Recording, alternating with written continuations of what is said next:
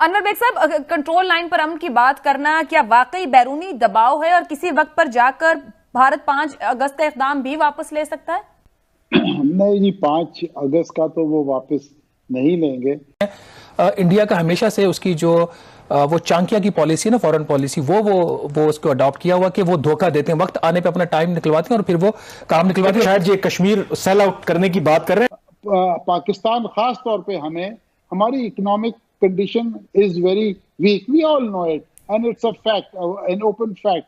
हमें चाहिए कि हम अपने लाइन ऑफ कंट्रोल को कंट्रोल रखें, इंडिया को कुछ दोस्तों से बिहाइंड द सीन समझाएं, और हमें चाहिए कि हम अपनी इकोनॉमी को स्ट्रॉन्ग करें।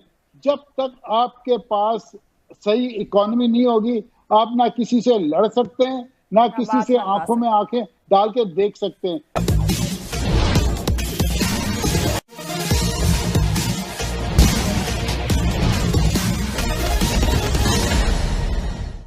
पहले पाकिस्तान का रोना था कि प्रधानमंत्री मोदी इमरान खान से बात नहीं कर रहे हैं, यहाँ तक कि इमरान खान ने जब फ़ोन किया तो वे कॉल भी नहीं उठाए। अब जब पाकिस्तान का सीमा पर तनाव कम करने का प्रस्ताव भारत ने स्वीकार कर लिया है और आगे की बातचीत के लिए भी तैयार है, तो नई चर्चा शुरू हो गई है। पाकिस्तान में यह कहा जा रहा है कि मोदी चाणक्य का शागिर्द है, जरूर इस शांति वार्ता को स्वीकार करने में उसकी कोई चाल होगी। इस संबंध में कुछ और चर्चा इस वीडियो ब्लॉग के अंतिम भाग में करेंगे। उसके पहले आइए सुनते हैं इस संबंध में पाकिस्तान की मीडिया में क्या प्रतिक्रिया दी जा रही है। अनवर बेग साहब, कंट्रोल लाइन पर अमन की बात करना क्या वाकई बैरूनी दबाव है और किसी वक्त पर जाकर भारत 5 अगस्त का इक़दाम भी वापस ले सकता है, या कुछ और है ये? नहीं जी, 5 अगस्त का तो वो वापस नहीं लेंगे। देखिए, we are both nuclear powered countries and we have to understand one thing कि आज दुनिया के अंदर ये मिसाइल और ये इंटरकॉन्टिनेंटल बैलिस्टिक मिसाइल्स का दौर खत्म हो गया है। आजकल चल रही है दुनिया में इकोनॉमिक वॉर्स। आप देखिए, चाइना और अमेरिका को वो अगर एक दूसरे को बम करना चाहते हैं 2 मिनट का काम है, बट उनकी लड़ाई वहां नहीं है, उनकी लड़ाई है इकोनॉमिक।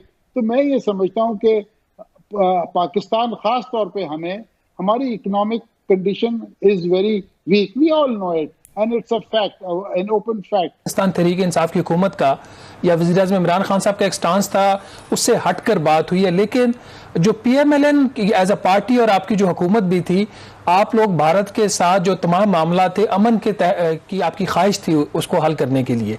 तो क्या आप समझते हैं कि इस स्टेज के ऊपर पाकिस्तान और भारत को अपना जो डायलॉग है उसको जारी रखना चाहे भारत जो है वो 370 वाली जो एक आर्टिकल में जो शिक है उसको दोबारा वो रिस्टोर ना भी करे? जी नहीं, मेरे ख्याल में जब तक हिंदुस्तान की तरफ से कोई सीरियस कंसेशन नहीं होती अमन के लिए, तब तक गुफ्तगू की तो ऑफर भी नहीं करनी चाहिए, क्योंकि अब हमने नरेंद्र मोदी के अब 7वां साल। लेकिन खान साहब, यहाँ पे तो सारे मामला ही तकरीबन तय पा गए हैं। हमने बात भी की है, हमने सीज फायर के ऊपर हमने उनसे एक किस्म की अंडरस्टैंडिंग भी कर ली, तो हम कैसे कह सकते हैं कि गुफ्तगू नहीं करनी चाहिए? जी देखिए, यही तो बात है कि हर गुफ्तगू जो हम करते हैं बगैर कश्मीर के ऊपर हिंदुस्तान की तरफ से कोई भी स्टेप बैक लिए हुए, इसका मतलब यह है कि हमने उस तसल्लुत को टेसिटली एक्सेप्ट कर लिया है और उसको हम स्टेटस को हम मानने के लिए तैयार हो गए। हम ये ला कहते रहे कि नहीं जी, हम जो है वो हम मानते और हम चाहते हैं कि हिंदुस्तान, लेकिन जब हम आहिस्ता आहिस्ता इस तरफ बढ़ेंगे कि हम मुज़ाकरात भी करेंगे, हम सीज फायर भी करेंगे, हम जो है वो हिंदुस्तान के तसल्लुत के बावजूद उसको सिक्योरिटी काउंसिल का वोट भी देंगे, हम जो है वो कुलभूषण के लिए ऑर्डिनेंस भी करेंगे, तो एक सेंस दुनिया में डेफिनेटली जा रही है कि पाकिस्तान ने मकबूजा कश्मीर पर हिंदुस्तान का तसल्लुत एक्सेप्ट कर लिया है। और अब जो हमने पिछले दिनों में जो पेशरफ पाकिस्तान के अंदर देखी गिलगित बल्तिस्तान के हवाले से और आज़ाद कश्मीर के हवाले से भी, तो उससे यही है कि जी गालिबन कश्मीर का जो मसला है उसका एक गैर अक़वाम मुत्तहिदा हल जो है हम उसकी तरफ बढ़ रहे हैं, जो कि मुस्लिम लीग नून को काबिल कबूल नहीं। मतलब ये तो आप बहुत बड़ी एक किस्म का इल्जाम लगा रहे हैं कि शायद ये कश्मीर सेल आउट करने की बात कर रहे हैं। मैं आपसे ये सवाल पूछूंगा, आप जाहिर है कि जितना भी हमने आपसे सवाल किया आप इत्तेफाक नहीं करते जो भी मौजूदा गवर्नमेंट की पॉलिसी है, अगर पीएमएलएन की हुकूमत या इस वक्त पीएमएलएन बरसरे इक्तदार होती और ये आर्टिकल जो 370 है इसका खात्मा होता, तो आप क्या स्टेप लेते, क्या करते आप? क्या एंगेज ना करते? क्या आपके पास ऑप्शंस होते? जी, हमारे पास ऑप्शन सबसे बड़ा तो जो हमें एक विगरस मुतहर्रक सफारतकारी करनी चाहिए थी, हम वो करते ना जो इन्होंने नहीं की। इनको कम से कम 1.25 साल लगा, बल्कि गालिबन 1.5 साल लगा ओआईसी से कुछ अल्फाज निकलवाने के लिए अपने हक में। और अभी भी जो एक्चुअल इशू है कि हिंदुस्तान काबिज है गैर कानूनी तौर पर जम्मू कश्मीर में, उस कब्जे के खिलाफ हम एक लफ्ज भी पूरी दुनिया से कॉन्डेमनेशन में हासिल नहीं कर पाए। हमें चाहिए कि हम अपने लाइन ऑफ कंट्रोल को कंट्रोल रखें, इंडिया को कुछ दोस्तों से बिहाइंड द सीन समझाएं, और हमें चाहिए कि हम अपनी इकोनॉमी को स्ट्रॉन्ग करें।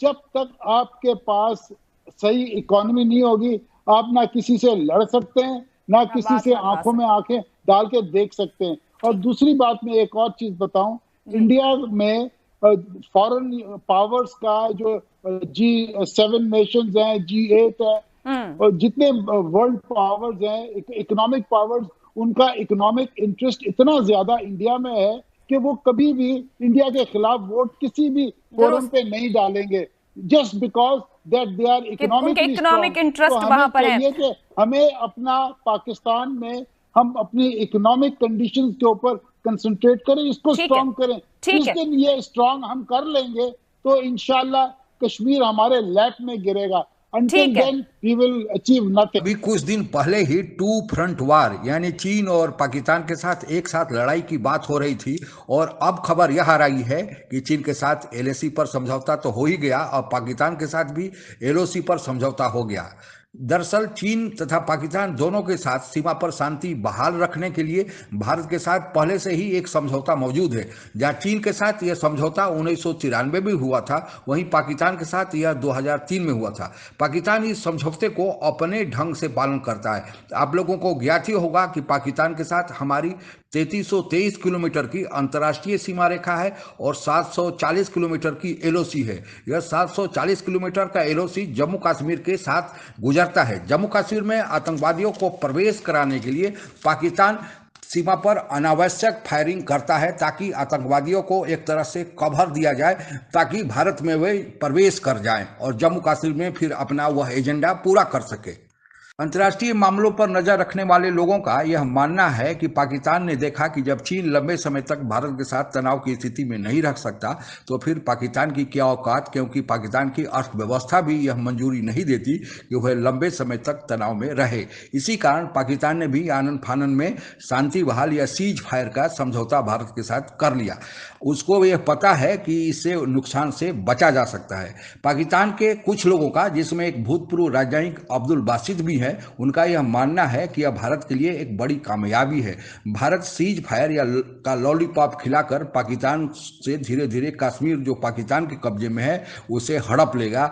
यह मोदी के चाणक्य नीति का एक हिस्सा है। मोदी की चाणक्य नीति क्या है, कामयाब होगी या ना होगी, यह वक्त ही बतलाएगा। लेकिन अब तक जो भी चाल मोदी ने चला है वह अब तक कामयाब ही रही है, और आगे क्या होगा ये तो भविष्य पर छोड़ देते हैं। आज के लिए बस इतना ही।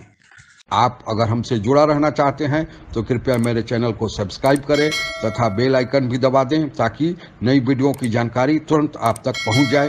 धन्यवाद। जय हिंद।